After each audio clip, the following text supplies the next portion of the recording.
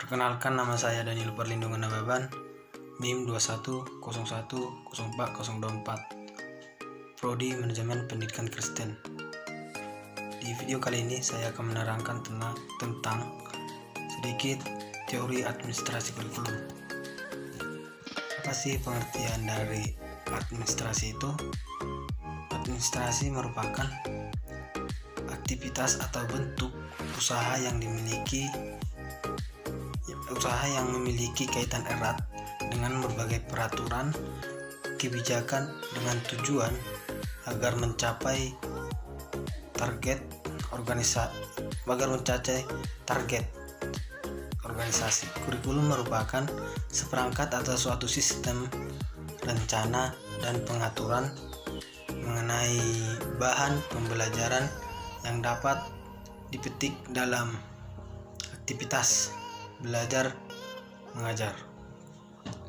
Intinya, kurikulum itu rencana pembelajaran. Kedua, pengertian administrasi kurikulum. Administrasi kurikulum merupakan suatu proses kegiatan yang direncanakan dan diusahakan secara sengaja dan bersungguh-sungguh serta pembinaan secara kontinu terhadap situasi belajar mengajar secara efektif dan efisiensi demi membantu tercapainya tujuan pendidikan yang telah ditetapkan.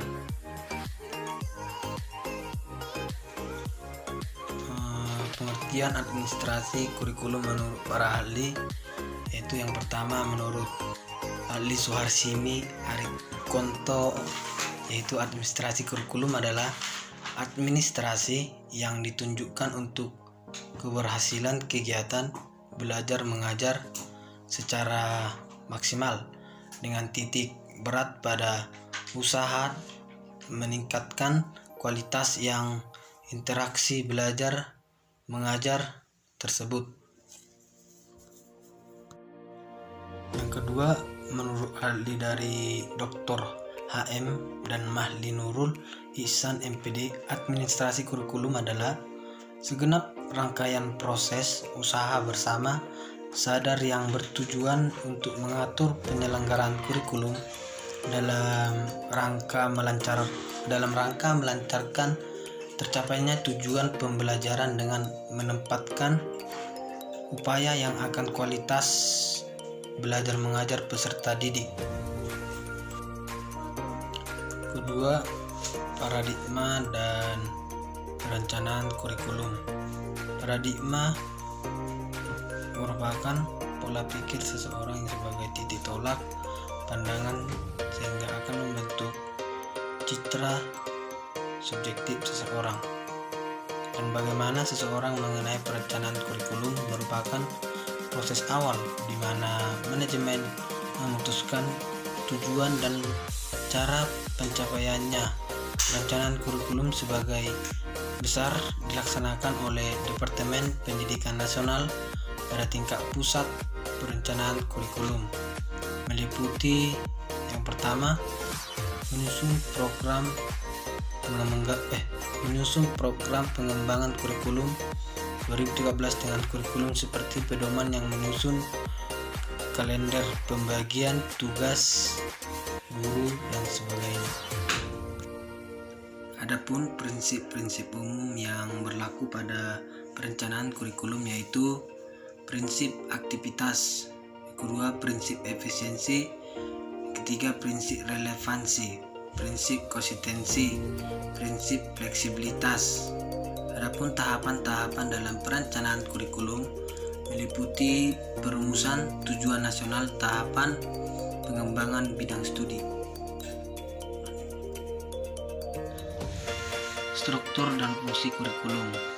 Struktur kurikulum merupakan pengorganisasian kompetensi, inti kompetensi dasar muatan pembelajaran, mata pelajaran, dan bahan pelajaran pada setiap satuan pendidikan. dan program pendidikan struktur kurikulum merupakan pengorganisasian mata pelajaran untuk setiap satuan pendidikan atau program pendidikan.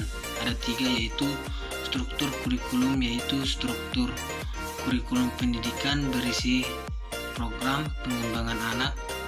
Yang kedua, struktur kurikulum pada satuan pendidikan dasar berisi muatan umum. Yang ketiga, struktur kurikulum pendidikan menengah berisi muatan umum akan permintaan akademik dan muatan peminatan kejuruan. Pengembangan kurikulum. Pengembangan kurikulum merupakan proses perencanaan dan pengembangan kurikulum oleh kurikuler dan kegiatan kurikulum yang dihasilkan dapat menjadi bahan ajar dan acuan yang digunakan pada tujuan pendidikan nasional. Kurikulum sebagai satuan rancangan dalam pendidikan memiliki posisi yang strategis karena seluruh kegagalan pendidikan bermuara pada kurikulum. Pengembangan kurikulum dilakukan karena sikap yang dilakukan secara dinamis, selalu berubah dan menyesuaikan diri dengan perubahan. Pengorganisasian kurikulum adalah perpaduan antara 2 kurikulum atau lebih sedemikian hingga menjadi satu kesatuan yang utuh dalam aplikasi pada kegiatan belajar. Kegiatan-kegiatan yang dilakukan pada pengorganisasian yaitu: pertama, menyusun program mengajar. Kedua, menyusun persiapan mengajar yang akan digunakan dan dipedomani oleh guru dalam proses mengajar. Ketiga, kegiatan kurikulum dan ekstrakurikuler. Prinsip perencanaan kurikulum. Yang pertama itu perolehan kesempatan yang sama. Yang kedua itu berpusat pada anak.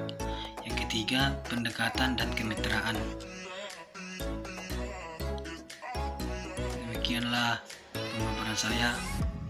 Jika ada perkataan saya yang kurang pas, mohon dimaklumi. Sekian dan terima kasih.